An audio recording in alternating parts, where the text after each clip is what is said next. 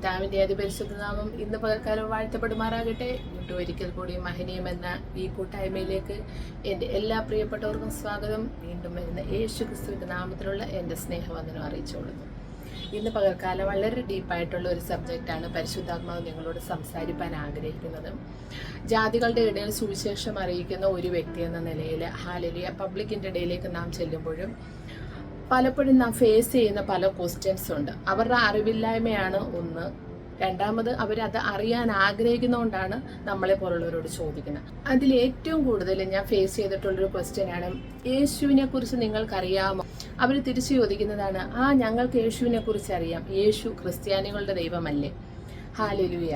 ശരിക്കും യേശു ക്രിസ്ത്യാനികളുടെ മാത്രം ദൈവമാണോ? അങ്ങനെ നമ്മൾ അതിനെപ്പറ്റി ചിന്തിച്ചപ്പോൾ പരിശുദ്ധാത്മാവ് എനിക്ക് ഹല്ലേലൂയ വചനപ്രകാരം തെളിയിച്ചു തന്ന ചില കാര്യങ്ങളാണ് ഇന്ന് നമ്മൾ ഇവിടെ ചർച്ച ചെയ്യുന്നത്. അത് എനിക്ക് തോന്നുന്നു ഇത് വാച്ച് ചെയ്യുന്നത് ഹല്ലേലൂയ വിശ്വാസികളുടെ ഒരു കൂട്ടം മാത്രമല്ല, അവിശ്വാസികളായ ഇതര മതത്തിലുള്ള അനേക സുഹൃത്തുക്കൾ നമ്മുടെ ഈ വീഡിയോസൊക്കെ വാച്ച് ചെയ്യാറുണ്ട്. അപ്പോൾ തീർച്ചയായും അവരുടെ ഉള്ളിലും ഇങ്ങനെയൊക്കെയുള്ള സംശയങ്ങളുണ്ടെങ്കിൽ ദൈവത്തിൻ്റെ ആത്മാവ് അതിന്ന് മാറ്റിക്കൊടുക്കട്ടെ എന്ന് ഞാൻ ആത്മാർത്ഥമായി പ്രാർത്ഥിക്കുകയാണ്. അപ്പോൾ നമ്മൾ ഇന്ന് ആദ്യത്തെ അപ്പോസ്റ്റലിലേക്ക് പോവുകയാണ്. യേശു ക്രിസ്തു ഹല്ലേലൂയ ഒരു മതത്തിൻ്റെ ദൈവമാണോ? അങ്ങനെ നമ്മൾ ചിന്തിക്കുകയാണെങ്കിൽ ദൈവത്തിൻ്റെ വചനപ്രകാരം നമ്മൾ അതിലേക്കൊന്ന് കടന്നു പോകാം. ഉൽപ്പത്തി പുസ്തകം 1-ാം അധ്യായത്തിൻ്റെ 27-ാം വാക്യത്തിലേക്ക് ഞാൻ നിങ്ങളുടെ ശ്രദ്ധയെ ആകർഷിക്കുകയാണ്. ഉൽപ്പത്തി പുസ്തകം 1-ന്റെ 27-ാം വാക്യത്തിൽ അവിടെ എന്താണ് എഴുതിയിരിക്കുന്നത്? ഇങ്ങനെ ദൈവം തൻ്റെ സ്വരൂപത്തിൽ മനുഷ്യനെ സൃഷ്ടിച്ചു, ദൈവത്തിൻ്റെ സ്വരൂപത്തിൽ അവനെ സൃഷ്ടിച്ചു, ആണും പെണ്ണുമായി അവരെ സൃഷ്ടിച്ചു, ദൈവം അവരെ അനുഗ്രഹിച്ചു. ഈ ഭാഗത്തിൽ ദൈവം മനുഷ്യനെ സൃഷ്ടിക്കുന്നതിനെ കുറിച്ചാണ് എഴുതിയിരിക്കുന്നത്. ഉൽപ്പത്തി 1-ാം അധ്യായം മുതൽ നാം പഠിച്ചു വരുമ്പോൾ ആദിയിൽ ദൈവം ആകാശവും ഭൂമിയും സൃഷ്ടിച്ചു, അതിനുശേഷം വെളിച്ചത്തെ സൃഷ്ടിച്ചു, സൂര്യനും ചന്ദ്രനെയും താരങ്ങളെയും സൃഷ്ടിച്ചു. അങ്ങനെ സൃഷ്ടിയുടെ പല വിഭാഗങ്ങളായിട്ട് ദൈവം ഈ ഭൂമിയിലുള്ളതിനെല്ലാം സൃഷ്ടിച്ചു. എന്നാൽ മനുഷ്യന് ആവശ്യമായ നിലവാരത്തിൽ ഭൂമിയെ ദൈവം സൃഷ്ടിച്ചു, അതിലെ സകല ചരാചരങ്ങളെയും സൃഷ്ടിച്ചു. അതിന് ശേഷം 6-ാമത്തെ ദിവസമാണ് ഇവിടെ ദൈവം മനുഷ്യനെ സൃഷ്ടിക്കുന്നത്. ഇവിടെ എന്താണ് പറഞ്ഞത്? ദൈവം തൻ്റെ സ്വരൂപത്തിലും തൻ്റെ സാദൃശ്യത്തിലും മനുഷ്യനെ സൃഷ്ടിച്ചു, അവരെ ആണും പെണ്ണുമായിട്ട് സൃഷ്ടിച്ചു. അപ്പം മനുഷ്യരെ ദൈവം ആണും പെണ്ണും എന്ന ഒരു ജാതിയിലാണ് സൃഷ്ടിച്ചിരിക്കുന്നത്. ആ ഒരു വർഗം മാത്രമാണ് ദൈവം സൃഷ്ടിച്ചിരിക്കുന്നത്. ഈ ഉൽപ്പത്തി 1-ാം അധ്യായത്തിൽ 1 മുതൽ അവസാനം വരെ ഉള്ള വാക്യങ്ങളിൽ നാം എവിടെയും പഠിക്കുന്നില്ല ദൈവം മതങ്ങളെ സൃഷ്ടിച്ചു എന്ന്. ഹല്ലേലൂയ. ഭൂമിയെ ദൈവം മനുഷ്യന് വേണ്ടി ഒരുക്കി, മനുഷ്യന് ജീവിപ്പാൻ ആവശ്യമായതെല്ലാം ദൈവം ഭൂമിയിൽ ഒരുക്കി വെച്ചതിന് ശേഷമാണ് ആണും പെണ്ണുമായിട്ട് തൻ്റെ സ്വരൂപത്തിലും സാദൃശ്യത്തിലും ദൈവം മനുഷ്യനെ സൃഷ്ടിച്ചു. ഇവിടെ നിന്ന് നാം ഒന്ന് ചിന്തിക്കാം. മനുഷ്യന് മതങ്ങൾ ആവശ്യമുണ്ടായിരുന്നെങ്കിൽ, അല്ലെങ്കിൽ ജാതി ആവശ്യമുണ്ടായിരുന്നെങ്കിൽ ഈ സൃഷ്ടിപ്പിൽ ദൈവം അതും കൂടി സൃഷ്ടിക്കുകയില്ലായിരുന്നു. അപ്പം മനുഷ്യന് ദൈവം സൃഷ്ടിച്ചത് തൻ്റെ സ്വരൂപത്തിൽ, അതായത് ദൈവത്തിൻ്റെ രൂപത്തിലും സാദൃശ്യത്തിലും മാത്രമാണ് ദൈവം സൃഷ്ടിച്ചിരിക്കുന്നത്. അവിടെ ഇന്ന മതമെന്നോ ഇന്ന ജാതിയെന്നോ പറഞ്ഞ് മനുഷ്യനെ സൃഷ്ടിച്ചിട്ടില്ല. മനുഷ്യർക്ക് വേണ്ടി ദൈവം ജാതിയും മതവും അവിടെ സൃഷ്ടിച്ചിട്ടില്ല. ബാക്കിയെല്ലാം ദൈവം ഭൂമിയിൽ മനുഷ്യന് വേണ്ടി ഒരുക്കി കൊടുത്തു. പിന്നെ മതങ്ങൾ എങ്ങനെയാണ് ഉണ്ടായത്? മതം സൃഷ്ടിച്ചിരിക്കുന്നത്, അല്ലെങ്കിൽ ജാതികളെ ദൈവമല്ല സൃഷ്ടിച്ചിരിക്കുന്നത്, മനുഷ്യരാണ്. മനുഷ്യർ ഓരോരോ കാലഘട്ടങ്ങളിൽ അവരുടെ ഹല്ലേലൂയ സൗകര്യത്തിന് വേണ്ടി അവരുടെ ഭാവനയിൽ അവർ സൃഷ്ടിച്ച ഒന്നാണ് ജാതിയും മതവുമൊക്കെ. ശരിക്കും സകലത്തിൻ്റെ ഉടയവനായ സർവശക്തനായ ദൈവം മനുഷ്യനെ മാത്രമേ സൃഷ്ടിച്ചിട്ടുള്ളൂ. ശരിക്കും ഈ വേദഭാഗങ്ങളിൽ നിന്ന് നമുക്ക് അനുമാനിക്കാം ദൈവം മതങ്ങളെ സൃഷ്ടിച്ചിട്ടില്ല, ജാതികളെ സൃഷ്ടിച്ചിട്ടില്ല. ദൈവം തൻ്റെ സ്വരൂപത്തിലും സാദൃശ്യത്തിലും മനുഷ്യനെ ആണും പെണ്ണുമായി സൃഷ്ടിച്ചു എന്ന് മാത്രമാണ് ഇവിടെ എഴുതിയിരിക്കുന്നത്. ഇവിടെ നമ്മൾ വീണ്ടും മുന്നോട്ട് വായിക്കുമ്പോൾ, അതായത് ഹല്ലേലൂയ ഉൽപ്പത്തിയുടെ 2-ാം അധ്യായത്തിലേക്ക് നാം ചെല്ലുമ്പോൾ അതിൻ്റെ 7-ാം വാക്യം പറയുന്നു, യഹോവയായ ദൈവം നിലത്തെ പൊടി കൊണ്ട് മനുഷ്യനെ നിർമ്മിച്ചിട്ട് അവൻ്റെ മൂക്കിൽ ജീവശ്വാസമൂതി മനുഷ്യൻ ജീവനുള്ള ദേഹിയായി തീർന്നു. ഉൽപ്പത്തി 1-ാം അധ്യായം തൊട്ട് നമ്മൾ വായിക്കുമ്പോൾ അവിടെയെല്ലാം ദൈവം തൻ്റെ വാക്കിനാൽ കൽപ്പിക്കുകയാണ് ചെയ്യുന്നത്. വാക്കിനാലാണ് സകലത്തെ സൃഷ്ടിച്ച്. എന്നാൽ ദൈവത്തിൻ്റെ സൃഷ്ടികളിൽ ഏറ്റവും മനോഹരമായിരിക്കുന്ന ഒന്നാണ് മനുഷ്യൻ്റെ സൃഷ്ടി. മനുഷ്യനെ ദൈവം സ്വന്തം കൈകളാൽ, അതായത് എന്നെയും നിങ്ങളെയും ദൈവം ഹാലലിയ തൻ്റെ സ്വന്തം കൈകളാലാണ് മെനഞ്ഞുണ്ടാക്കിയിരിക്കുന്നത്. അത് സ്വന്തം കൈകളാൽ മാത്രമല്ല, തൻ്റെ സ്വരൂപത്തിലും സാദൃശ്യത്തിലും. ഇവിടെ നിന്ന് ഞാൻ എന്ന് പറയട്ടെ, പലരും പറയും എന്നെ കാണാൻ വലിയ സൗന്ദര്യമില്ല, എനിക്കൊരു ഭംഗിയുമില്ല. അങ്ങനെ ഉണ്ടെങ്കിൽ നിങ്ങൾ കണ്ണാടിയിൽ നോക്കിയിട്ട് പറയണം, ഞാൻ സുന്ദരിയാണ്, അല്ലെ ഞാൻ സുന്ദരനാണ്. കാരണം എൻ്റെ ദൈവം തൻ്റെ സ്വരൂപത്തിലും സാദൃശ്യത്തിലുമാണ് എന്നെ സൃഷ്ടിച്ചിരിക്കുന്നത്. Okay, hallelujah. ഇവിടെ മനുഷ്യനെ നിലത്തെ പൊടി കൊണ്ട് ദൈവം സൃഷ്ടിച്ചതിന് ശേഷം അവൻ്റെ മൂക്കിൽ ജീവശ്വാസമൂതി. ഹല്ലേലൂയ. മനുഷ്യനെ നിലത്ത് പൊടി കൊണ്ട് സൃഷ്ടിക്കുമ്പോൾ അവനിൽ ജീവനില്ലായിരുന്നു.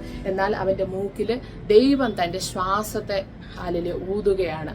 അപ്പോൾ നീ ഏത് മതത്തിൽ ജനിച്ചെങ്കിലും, നീ ഏത് ജാതിയിൽ ജനിച്ചു എന്ന് അവകാശപ്പെടുന്നെങ്കിലും, പ്രിയ സഹോദര സഹോദരി, നിന്റെ ഉള്ളിൽ വ്യാപരിക്കുന്നത് ദൈവത്തിൻ്റെ ശ്വാസമാണ്. ഏത് ദൈവത്തിൻ്റെ സകലത്തെയും സൃഷ്ടിച്ചുണ്ടാക്കിയ നമ്മുടെ സൃഷ്ടികർത്താവായ യേശു ക്രിസ്തുവിൻ്റെ ശ്വാസമാണ് സഹോദര സഹോദരി നീ ഓരോ നിമിഷവും നിന്റെ പ്രാണവായുവായിട്ട് ഉള്ളിലേക്ക് വലിച്ചു കയറ്റുന്നത്. അപ്പോൾ ദൈവം ഒരിക്കലും മനുഷ്യനെ ഹല്ലേലൂയ മതങ്ങൾക്ക് വേണ്ടി സൃഷ്ടിച്ചിട്ടില്ല. മതങ്ങൾ ഹല്ലേലൂയ ദൈവം മനുഷ്യർക്ക് വേണ്ടിയും സൃഷ്ടിച്ചിട്ടില്ല. ഏത് വിഭാഗത്തിൽപ്പെട്ട വ്യക്തിയാണെങ്കിലും പ്രിയ സഹോദരങ്ങളെ, നിങ്ങളുടെ ഉള്ളിൽ വ്യാപരിക്കുന്നത് ക്രിസ്തുവിന്റെ ശ്വാസമാണ്. ഹല്ലേലൂയ. ഇവിടെ നാം ഹല്ലേലൂയ മനുഷ്യനെ ഇപ്രകാരം സൃഷ്ടിച്ചതായിട്ട് ദൈവത്തിന്റെ വചനം പറയുന്നു.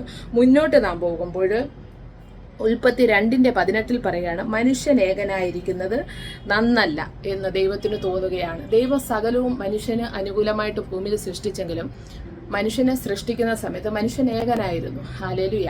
അപ്പോൾ ദൈവത്തിന് തോന്നി ഇവന് തക്കതായ ഒരു തുണയെ ഒരുക്കി കൊടുക്കണമെന്ന്. അങ്ങനെ ആ ആദിമ മനുഷ്യനായ ആദമിനെ ഹല്ലേലൂയ വലിയൊരു നല്ല ഗാഢനിദ്ര വരുത്തിയിട്ട് അവൻ്റെ വാരിയെല്ലുകളിൽ ഒന്നിനെ എടുത്തിട്ട് അവിടെ മാംസം വെച്ച് പിടിപ്പിച്ചു. എന്നിട്ട് ഈ വാരിയെല്ല് വെച്ച് മനോഹരമായ ഒരു സ്ത്രീ രൂപത്തെ ദൈവം ഉണ്ടാക്കി ഹല്ലേലൂയ ആദമിന് തുണയായി കൊടുത്തു.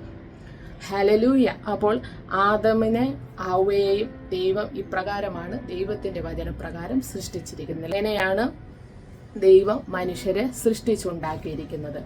എന്നിട്ട് ഈ ഭൂമിയിൽ ദൈവം ഉണ്ടാക്കി വെച്ച സകലത്തെയും വാഴുവാനുള്ള അധികാരവും ദൈവം മനുഷ്യന് നൽകുകയാണ്. ഇവിടെ വീണ്ടും ഞാൻ വളരെ ശക്തമായിട്ട് ദൈവവചന പ്രകാരം പറയട്ടെ, മനുഷ്യന് വേണ്ടി ദൈവം മതങ്ങളെ സൃഷ്ടിച്ചുണ്ടാക്കിയില്ല. മനുഷ്യൻ ഏകനായിരിക്കുന്നത് നന്നല്ല എന്ന് മനസ്സിലാക്കി ദൈവം തക്കതായ തുണയെ ഒരുക്കി. പക്ഷേ ദൈവത്തിന് ഒരിക്കലും തോന്നിയില്ല മനുഷ്യന് മതം ഇല്ലെങ്കിൽ അവന് ജീവിക്കാൻ പറ്റത്തില്ല, മനുഷ്യന് ജാതി ഇല്ലെങ്കിൽ ജീവിക്കാൻ പറ്റത്തില്ല എന്ന് കരുതി ഇന്ന മതത്തിൽ അല്ലെങ്കിൽ ഇന്ന ജാതിയിൽ ഹല്ലേലൂയ നീ ജീവിക്കണമെന്ന് ദൈവം ഇവിടെ മനുഷ്യരോട് പറയുന്നില്ല എന്നുള്ളതാണ് സത്യം. അപ്പോൾ മതം, ജാതി, വർണ്ണം, വർഗം അങ്ങനെ വിവേചിക്കുന്നത് മനുഷ്യന്റെ ബുദ്ധിക്ക് ഒത്തവണ്ണമാണ്. ഇവിടെ ദൈവം അതിന് ഉത്തരവാദിയല്ല എന്ന് ഈ ദൈവവചനത്തിലൂടെ നമുക്ക് മനസ്സിലാക്കുവാൻ കഴിയുന്നു. അപ്പോൾ ഈ വചനങ്ങളിൽ നിന്ന് ദൈവം നമുക്ക് മനസ്സിലാക്കി തരുന്നത് യേശു ക്രിസ്തു ഒരിക്കലും ഒരു മതത്തിന്റെ മാത്രം ദൈവമല്ല.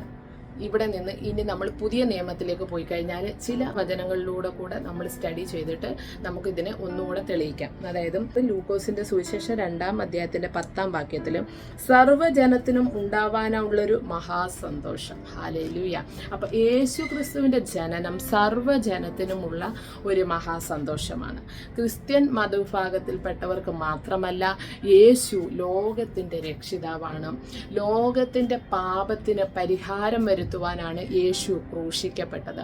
അവന്റെ രക്തത്താൽ ഹല്ലേലൂയ സകല മനുഷ്യരെയും ശുദ്ധീകരിച്ച് പിതാവായ ദൈവത്തിങ്കിലേക്ക് അടുപ്പിക്കുക എന്നുള്ളതാണ് ദൈവത്തിന്റെ മാസ്റ്റർ പ്ലാന്. അതുകൊണ്ട് ഹല്ലേലൂയ ഈ വചനത്തിൽ എന്താണ് എഴുതിയിരിക്കുന്നത്? സർവ്വജനത്തിനുമുള്ള, അതായത് ജാതി, മതം, വർണ്ണം, വർഗം ഏതുവായിക്കോട്ടെ സകല ജനത്തിനും വേണ്ടിയാണ് യേശു ക്രിസ്തു ഈ ഭൂമിയിൽ ജനിക്കപ്പെട്ടിരിക്കുന്നത്. ഹല്ലേലൂയ. യോഹന്നാന് ഹല്ലേലൂയ യേശുവിനെ കുറിച്ച് സാക്ഷീകരിക്കുന്നത് എപ്രകാരമാണ്? യോഹന്നാൻ 2:29 വാക്യം പറയുന്നു, ഇതാ ലോകത്തിന്റെ പാപം ചുമക്കുന്ന ദൈവത്തിന്റെ കുഞ്ഞാട്. യേശു ക്രിസ്തുവിനെ കാണുമ്പോൾ യോഹന്നാൻ പറയുകയാണ്, ഇതാ ലോകത്തിന്റെ പാപം ചുമക്കുന്ന ദൈവത്തിന്റെ കുഞ്ഞാണ്. അപ്പോൾ ക്രിസ്തു മതവിശ്വാസികളുടെ പാപത്തെ ചുമക്കുവാൻ വേണ്ടിയല്ല, മാത്രമല്ല യേശു ഹല്ലേലൂയ ഈ ഭൂമിയിൽ ജനിച്ചത് സകല മനുഷ്യരുടെ, ഈ ലോകത്തിന്റെ സകല മനുഷ്യരുടെയും പാപങ്ങൾ ഹല്ലേലൂയ ചുമന്ന് ക്രൂശിൽ ഹല്ലേലൂയ യാഗമായി തീരുവാൻ വേണ്ടിയാണ് യേശു ക്രിസ്തു ഈ ഭൂമിയിൽ ജനിച്ചത്. ഹല്ലേലൂയ. അവൻ ലോകത്തിന്റെ രക്ഷകനാണ്. കാരണം അവൻ ലോകത്തിന്റെ പാപത്തെ ചുമക്കുന്ന ദൈവത്തിന്റെ കുഞ്ഞാടെന്ന് ദൈവത്തിന്റെ വചനം ഇവിടെ സാക്ഷ്യപ്പെടുത്തുമ്പോൾ നമുക്ക് അനുമാനിക്കാം യേശു ക്രിസ്തു ഒരു മതത്തിന്റെ ദൈവമല്ല, ലോകത്തിലുള്ള സകല മനുഷ്യരുടെയും ദൈവമാണ്. അവന്റെ പേരാണ് യേശു ക്രിസ്തു. ഹല്ലേലൂയ. യെശയ്യാ 56 അധ്യായത്തിന്റെ 7 വാക്യത്തിൽ ഇപ്രകാരമാണ് പറയുന്നത്, എൻ്റെ ആലയം സകല ജാതികൾക്കുമുള്ള പ്രാർത്ഥനാലയം എന്ന് വിളിക്കപ്പെടും. നാം ഓരോ ഹല്ലേലൂയ മതത്തിലും ജാതിയിലും ഒക്കെ നോക്കുമ്പോൾ ഹല്ലേലൂയ അതാത് മതത്തിൽപ്പെട്ടവർ, അതാത് ജാതിയിലുള്ളവർ അല്ലെങ്കിൽ അതാത് സമുദായത്തിലുള്ളവർ മാത്രം ചേർന്നിരുന്ന് പ്രാർത്ഥിക്കും. എന്നാൽ എൻ്റെ യേശുവിൻ്റെ ആലയത്തിന്റെ പ്രത്യേകത എന്താണെന്നറിയാമോ? സകല ജാതികൾക്കുമുള്ള പ്രാർത്ഥനാലയം. എൻ്റെ ആലയം സകല ജാതികൾക്കുമുള്ള പ്രാർത്ഥനാലയം. നീ ഏത് മതത്തിലുള്ളവനായാലും, ഏത് ജാതിയിൽപ്പെട്ടവനാണെങ്കിലും, ഏത് വർണ്ണത്തിലുള്ളയാണെങ്കിലും, ഏത് കുടുംബത്തിൽ ജനിച്ച വ്യക്തിയാണെങ്കിലും നിനക്ക് യേശുവിൻ്റെ സന്നിധിയിൽ വന്ന് പ്രാർത്ഥിക്കുവാൻ കഴിയും. കാരണം യേശുവിൻ്റെ ആലയം സകല ജാതികൾക്കുമുള്ള പ്രാർത്ഥനാലയമെന്ന് ഹല്ലേലൂയ വിളിക്കപ്പെടും. അതാണ് ദൈവത്തിൻ്റെ വചനം എഴുതിയിരിക്കുന്നത്. നമ്മൾ ഇന്ന് കണ്ടുവരുന്നത് പോലെ അന്യമതസ്ഥര് ആലയത്തിൽ പ്രവേശിച്ചു കഴിഞ്ഞാൽ അശുദ്ധിയായി എന്ന് പറഞ്ഞ് ശുദ്ധീകരിക്കുന്നത് നമ്മൾ കാണാറുണ്ട്. പക്ഷേ യേശു ക്രിസ്തുവിൻ്റെ ആലയത്തിൻ്റെ പ്രത്യേകത എന്ന് പറയുന്നത് സകല ജാതികളുടെയും പ്രാർത്ഥന കേൾക്കുന്ന ദൈവമാണ് എൻ്റെ യേശു. ഹല്ലേലൂയ. സകല മതത്തിലും സകല ഭാഷയിലും ഹല്ലേലൂയ. കാരണം എൻ്റെ യേശു ഒരു പഞ്ചായത്തിൻ്റെ മാത്രം ദൈവമല്ല, എൻ്റെ യേശു ഒരു ജില്ലയുടെ മാത്രം ദൈവമല്ല, എൻ്റെ യേശു ഒരു സ്റ്റേറ്റിൻ്റെ മാത്രം ദൈവമല്ല, എൻ്റെ യേശു ഒരു കൺട്രിയുടെ മാത്രം ദൈവമല്ല. എൻ്റെ യേശു ആരാണ്? 5 വൻകരകളുടെ മാത്രം അല്ലെങ്കിൽ 5 ഭൂഖണ്ഡങ്ങളെ ഭരിക്കുന്ന ദൈവമല്ല. അവൻ ആകാശത്തെയും ഭൂമിയെയും സൃഷ്ടിച്ച സകല ചരാചരങ്ങളെയും തൻ്റെ വാക്കിനാൽ ഉളവാക്കിയ, മനുഷ്യനെ നിലത്തെ പൊടികൊണ്ട് സൃഷ്ടിച്ച സകലത്തിന്റെ ഉടയവനായ ഒരേ ഒരു ദൈവം, അവന്റെ പേരാണ് യേശു. ഇന്ന് നാം നമ്മുടെ ചുറ്റുവട്ടത്ത് പലതരത്തിലുള്ള ദൈവങ്ങളെ കാണാറുണ്ട്. ആ ഒരു ഏരിയ മാത്രം ബേസ് ചെയ്ത് ഒരു ദൈവം, ഹല്ലേലൂയ, ഒരു സമുദായം മാത്രം ഉൾക്കൊള്ളുന്ന ഒരു ദൈവം, ചില ആൾ ദൈവങ്ങള്, അമ്മ ദൈവങ്ങള്, മല ദൈവങ്ങള്, കുലദൈവങ്ങള്, അങ്ങനെ പല രീതിയിലുള്ള ദൈവമുണ്ട്. പക്ഷെ എൻ്റെ യേശു സ്വർഗം തൻ്റെ ഹല്ലേലൂയ സിംഹാസനം, ഭൂമി തൻ്റെ പാദപീഠമാക്കി വെച്ചിരിക്കുന്ന, സകലത്തെയും തൻ്റെ വാക്കിനാൽ ഹല്ലേലൂയ കൺട്രോൾ ചെയ്യുന്ന ഒരേ ഒരു ദൈവം, അതാണ് എൻ്റെ യേശു. എൻ്റെ യേശു സർവ്വവ്യാപിയാണ്, അവൻ സർവജ്ഞാനിയാണ്, സകലത്തെ ഉളവാക്കിയ സൃഷ്ടിതാവാണ്. ഹല്ലേലൂയ. അവൻ ഒരു മതത്തിനോ ഒരു ജാതിക്കോ അധീനനല്ല. യേശു ലോകത്തിന്റെ രക്ഷകൻ. ഹല്ലേലൂയ. മത്തായിയുടെ സുവിശേഷം 24 അധ്യായത്തിന്റെ 14 വാക്യത്തിലേക്ക് നാം വരുമ്പോൾ അവിടെ ഇപ്രകാരമാണ് എഴുതിയിരിക്കുന്നത്, രാജ്യത്തിന്റെ സുവിശേഷം സകല ജാതികൾക്കും സാക്ഷ്യമായി ഭൂലോകത്തിലൊക്കെയും പ്രസംഗിക്കപ്പെടും. ഹല്ലേലൂയ. രാജ്യത്തിന്റെ സുവിശേഷം, അതായത് യേശുക്രിസ്തുവിന്റെ സുവിശേഷം സകല ജാതികൾക്കും സാക്ഷ്യമായി ഭൂലോകത്തിലൊക്കെയും പ്രസംഗിക്കപ്പെടും. നമ്മുടെ ഹല്ലേലൂയ ചുറ്റുവട്ടത്തുള്ള ഹല്ലേലൂയ മതഗ്രന്ഥങ്ങൾ, ഹല്ലേലൂയ, അല്ലെങ്കിൽ അവരുടെ വേദപുസ്തകങ്ങൾ, ഹല്ലേലൂയ, അവരുടെ ആൾക്കാരുടെ കൂട്ടത്തിൽ മാത്രം അല്ലെങ്കിൽ ആ പ്രത്യേക സമുദായത്തിലോ പ്രത്യേക ജാതിയിലോ മാത്രം അവർ വായിക്കുകയും അതിൻ്റെ തത്വങ്ങൾ പഠിപ്പിക്കുകയും ചെയ്യുമ്പോൾ രാജ്യത്തിന്റെ സുവിശേഷം, ദൈവരാജ്യത്തിന്റെ സുവിശേഷം സകല ജാതികളിലും പ്രസംഗിക്കപ്പെടുന്നത് എന്തുകൊണ്ടാണ്? യേശു ക്രിസ്തു ഹല്ലേലൂയ സകല മനുഷ്യന്റെയും ദൈവമായതുകൊണ്ടാണ്. അവന്റെ വേദപുസ്തകത്തിലുള്ള വചനങ്ങള്, അവന്റെ സുവിശേഷം സകല ജാതികളിലും ഭൂലോകത്തിലൊക്കെയും പ്രസംഗിക്കപ്പെടുന്നത്. ഹല്ലേലൂയ.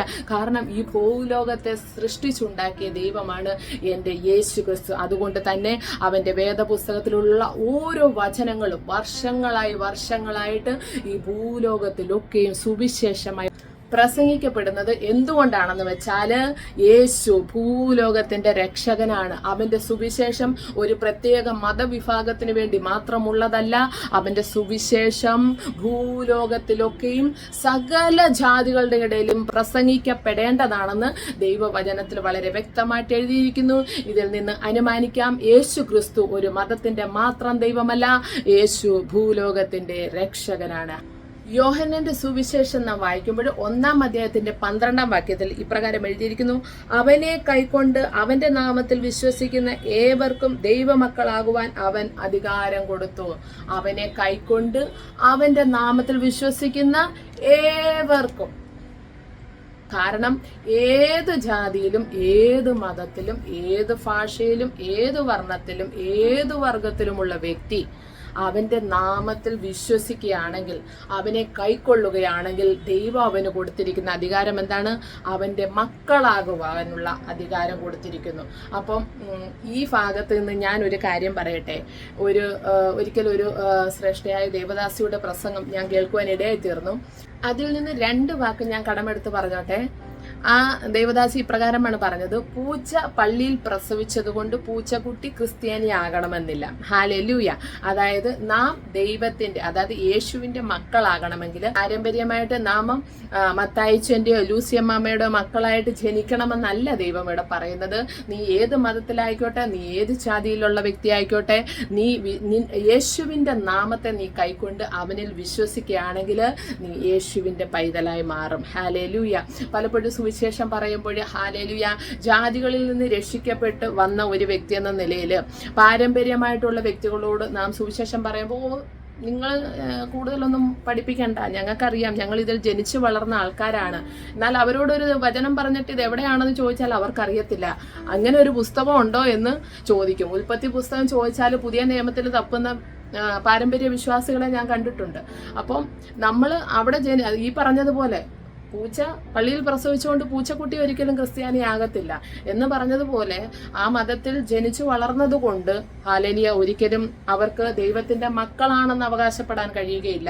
ഏതു ജാതിയിലും ഏത് മതത്തിലുമുള്ളവർ ഹല്ലേലൂയ യേശുവിൽ ഹല്ലേലൂയ വിശ്വസിക്കുകയും അവനെ കൈക്കൊള്ളുകയും ചെയ്യുകയാണെങ്കിൽ അവർക്കാണ് ദൈവം അധികാരം കൊടുത്തിരിക്കുന്നത് ദൈവത്തിന്റെ മക്കളാകുവാൻ. ഹല്ലേലൂയ. അപ്പോസ്തല പ്രവൃത്തികളുടെ പുസ്തകത്തിന്റെ 10-ാം അധ്യായത്തിലേക്ക് ഞാൻ ചെല്ലുമ്പോൾ അവിടെ എന്താ പറയുന്നതും, യേശു ക്രിസ്തുവിന്റെ സുവിശേഷം സകല ജാതികളിലും പ്രസംഗിക്കപ്പെടണമെന്നുള്ളതാണ് ദൈവത്തിന്റെ പദ്ധതി. എന്നാൽ അതുവരെ പത്രോസ് ഒരു ചട്ടക്കൂടിനകത്ത്, അല്ലെങ്കിൽ ഒരു ജാതി അല്ലെ ഒരു മതത്തിന്റെ ചട്ടക്കൂടിനകത്ത് നിന്നുകൊണ്ട് ദൈവത്തിന് വേണ്ടി പ്രവർത്തിക്കണമെന്ന് ആഗ്രഹിക്കുകയാണ്. എന്നാൽ ദൈവം അതിനെ പൊളിച്ചടക്കി. ദൈവം എന്താണ് പറഞ്ഞത്? അതിന്റെ 10-ാം അധ്യായത്തിന്റെ 34-ാം വാക്യത്തിലേക്ക് നമ്മൾ ചെല്ലുമ്പോൾ പത്രോസിന് മനസ്സിലായി. പത്രോസ് അവിടെ കൂടി വന്ന ജനത്തോട് പറയുകയാണ്, ദൈവത്തിന് മുഖപക്ഷമില്ല എന്നും ഏതു ജാതിയിലും അവനെ ഭയപ്പെട്ട് നീതി പ്രവർത്തിക്കുന്നവനെ അവൻ അംഗീകരിക്കുന്നു. ഹല്ലേലൂയ.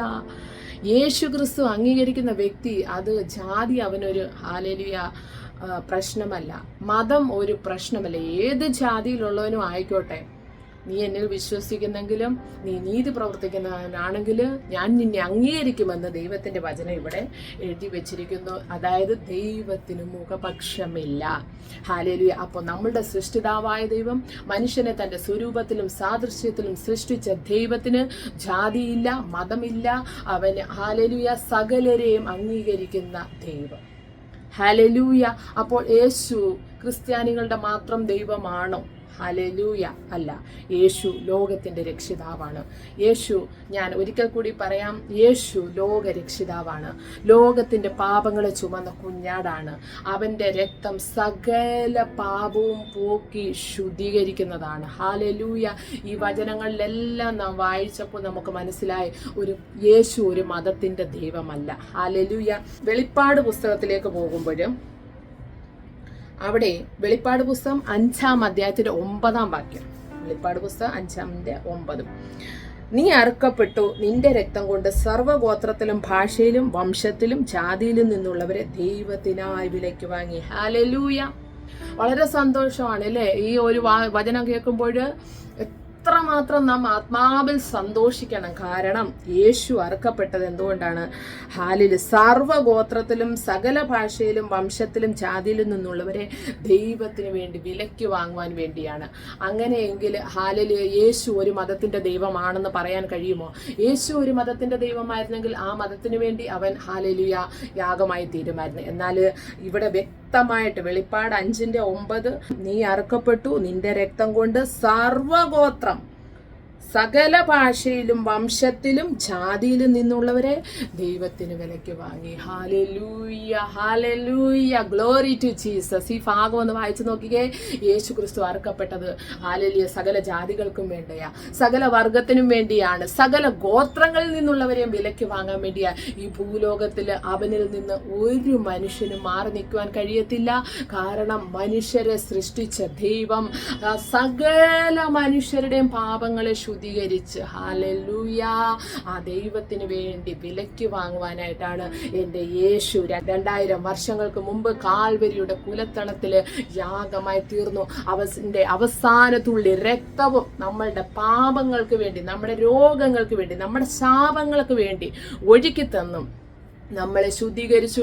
അവൻ മരിച്ചു, അടക്കപ്പെട്ടു, കല്ലറയിൽ ഒതുങ്ങിയില്ല, 3-ാം നാൾ ഉയർത്തെഴുന്നേറ്റ് ഇന്നും പിതാവിന്റെ വലത്തു ഭാഗത്ത് ഹല്ലേലൂയ നമുക്ക് വേണ്ടി പക്ഷവാദം ചെയ്യുന്നു. ഹല്ലേലൂയ അവന്റെ രക്തത്താൽ വിലയ്ക്ക് വാങ്ങിയത് ഒരു ജാതിയെ അല്ല, ഒരു മതത്തെ അല്ല, സർവഗോത്രത്തെയും സകല ഭാഷയെയും ഹല്ലേലൂയ സകല വംശത്തെയും അവന്റെ രക്തത്താൽ എൻ്റെ യേശു വിലയ്ക്ക് വാങ്ങിയിരിക്കുന്നു.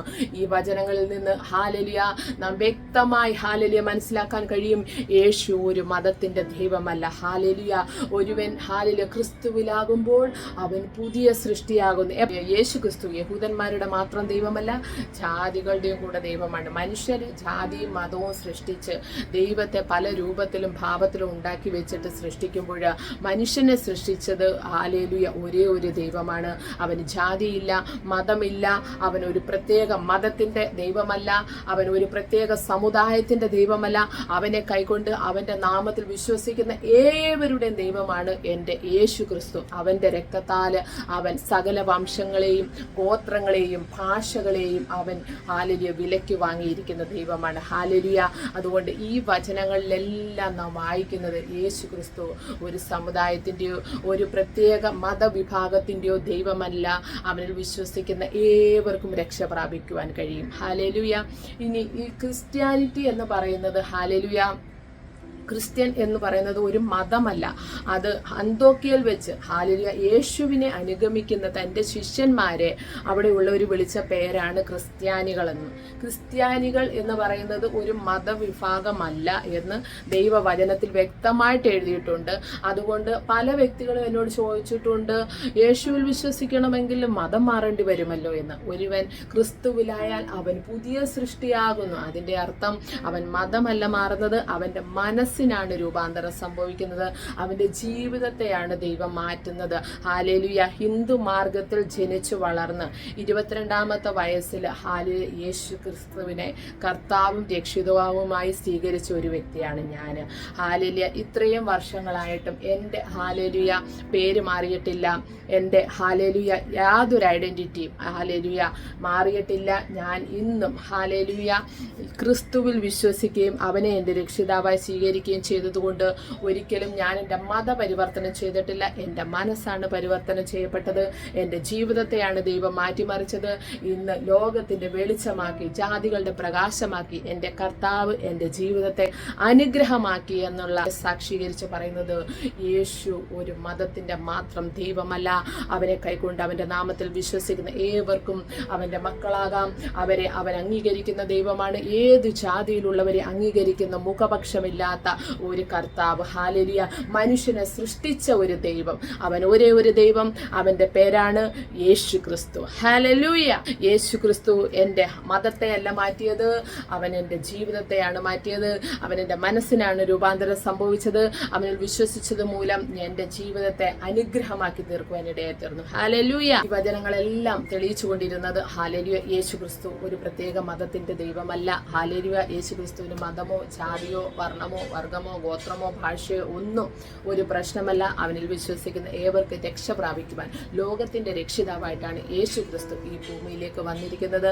അവൻ സകലരുടെയും പാപത്തെ ചുമന്ന കുഞ്ഞാടാണ്. അവന്റെ രക്തത്താൽ ഹല്ലേലൂയ സകല പാപവും ശുദ്ധീകരിച്ച് ദൈവത്തിന് വേണ്ടി അവൻ നമ്മളെ വിലക്കി വാങ്ങിയിരിക്കുകയാണ്.